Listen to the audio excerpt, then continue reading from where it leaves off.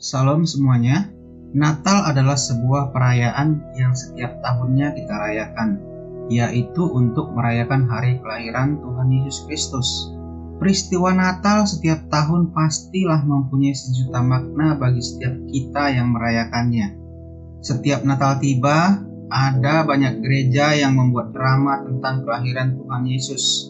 Kalau kita berbicara tentang drama kelahiran Tuhan Yesus, tentu ada beberapa pemeran atau aktor yang wajib selalu ada.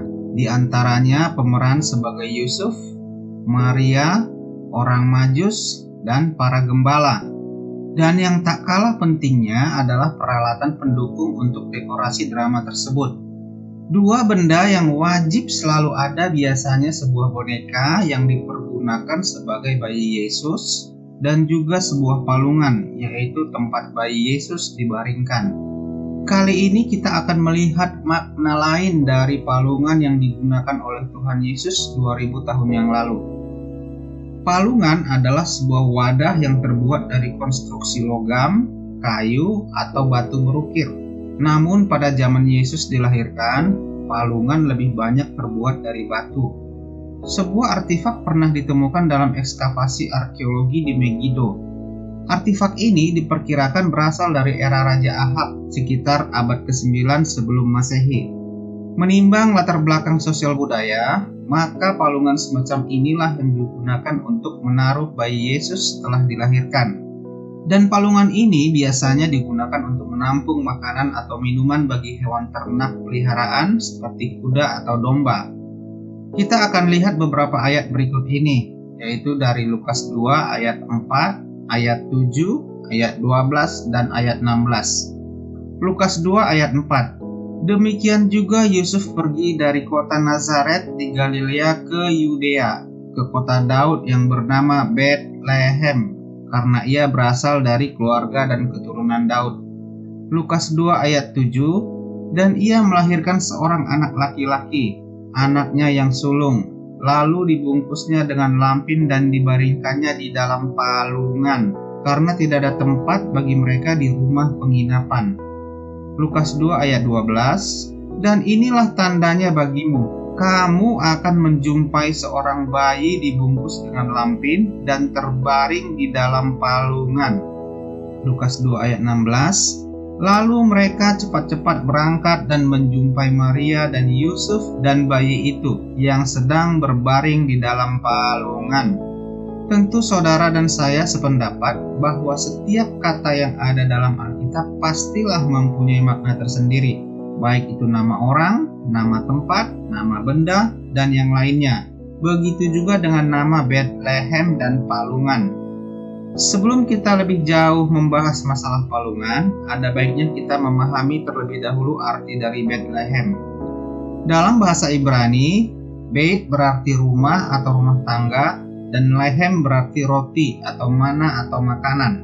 Jadi Betlehem dapat kita artikan sebagai house of bread atau rumah roti. Dari pengertian ini, kita bisa memahami bahwa Betlehem yang menjadi kota kelahiran Yesus adalah sebuah rumah roti. Kita kembali lagi ke masalah palungan. Palungan adalah tempat makan atau minum untuk hewan ternak peliharaan. Pada zaman itu, ternak yang paling banyak dipelihara oleh bangsa Israel adalah domba. Hal ini bisa kita lihat dalam Alkitab. Lalu apa makna palungan yang digunakan untuk membaringkan bayi Yesus? Maknanya adalah perjamuan kudus dan makanan rohani. Mengapa perjamuan kudus? Mengapa makanan rohani?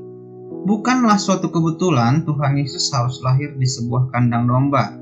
Yesus harus dibaringkan di sebuah palungan, yaitu tempat makan domba. Kita adalah domba-domba tersebut, dan Tuhan Yesus adalah gembala kita. Dia bukan hanya gembala, tetapi juga roti hidup. Dia juga bukan hanya roti hidup, tapi dia juga firman yang menjadi manusia. Kita akan lihat ayat-ayat dalam Alkitab yang mengatakan bahwa Tuhan adalah gembala kita dan kita adalah domba-dombanya. Mazmur 23 ayat 1. Tuhan adalah gembalaku, takkan kekurangan aku. Yehezkiel 34 ayat 31. Kamu adalah domba-dombaku, domba gembalaanku, dan aku adalah Allahmu, demikianlah firman Tuhan Allah. Yohanes 10 ayat 11, Akulah gembala yang baik. Gembala yang baik memberikan nyawanya bagi domba-dombanya. Yohanes 10 ayat 14, Akulah gembala yang baik dan aku mengenal domba-dombaku dan domba-dombaku mengenal aku. Selanjutnya kita akan lihat ayat-ayat dalam Alkitab yang mengatakan bahwa Tuhan Yesus adalah roti hidup. Tertulis dalam Yohanes 6 ayat 35. Kata Yesus kepada mereka, Akulah roti hidup, barang siapa datang kepadaku, ia tidak akan lapar lagi. Dan barang siapa percaya kepadaku, ia tidak akan haus lagi. Kita lihat lagi ayat sebelumnya, yaitu Yohanes 6 ayat 33. Karena roti yang dari Allah ialah roti yang turun dari sorga dan yang memberi hidup kepada dunia. Kita lihat perkataan Yesus dalam Yohanes 6 ayat 48-51. Akulah roti hidup. Nenek moyangmu telah makan mana di padang gurun dan mereka telah mati. Inilah roti yang turun dari sorga. Barang siapa makan daripadanya, ia tidak akan mati. Akulah roti hidup yang telah turun dari sorga. Jikalau seorang makan dari roti ini, ia akan hidup selama-lamanya. Dan roti yang kuberikan itu ialah dagingku, yang akan kuberikan untuk hidup dunia. Dalam Yohanes 6 ayat 58, Yesus juga mengatakan demikian. Inilah roti yang telah turun dari sorga, bukan roti seperti yang dimakan nenek moyangmu dan mereka telah mati. Barang siapa makan roti ini, ia akan hidup selama-lamanya. Tadi sudah disebutkan bahwa Yesus juga adalah firman yang menjadi manusia. Kita lihat ayatnya dalam Yohanes 1 ayat 14. Firman itu telah menjadi manusia dan diam di antara kita, dan kita telah melihat kemuliaannya, yaitu kemuliaan yang diberikan kepadanya sebagai anak tunggal Bapa, penuh kasih karunia dan kebenaran. Sekarang kita akan simpulkan semua penjelasan di atas. Palungan menggambarkan perjamuan kudus. Tadi sudah kita ketahui bahwa palungan adalah tempat makan dan minum domba atau hewan ternak peliharaan. Kita sebagai domba-domba disediakan makanan dalam palungan. Lalu apa yang disediakan dalam palungan? Yang disediakan dalam palungan adalah Yesus. Yesus yang ada dalam palungan disediakan untuk menjadi makanan atau minuman bagi kita sebagai domba-dombanya. Yesus lahir di Bethlehem, House of Bread, yaitu rumah roti.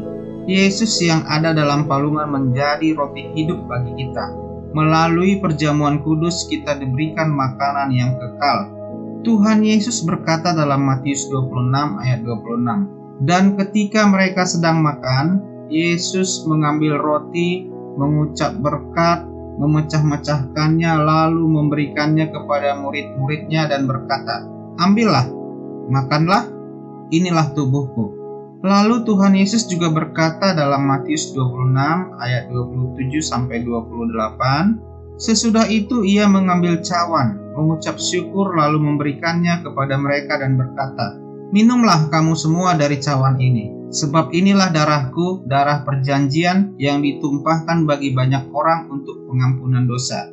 Begitu juga dengan palungan yang menggambarkan makanan rohani. Yesus adalah firman yang turun dari sorga menjadi manusia.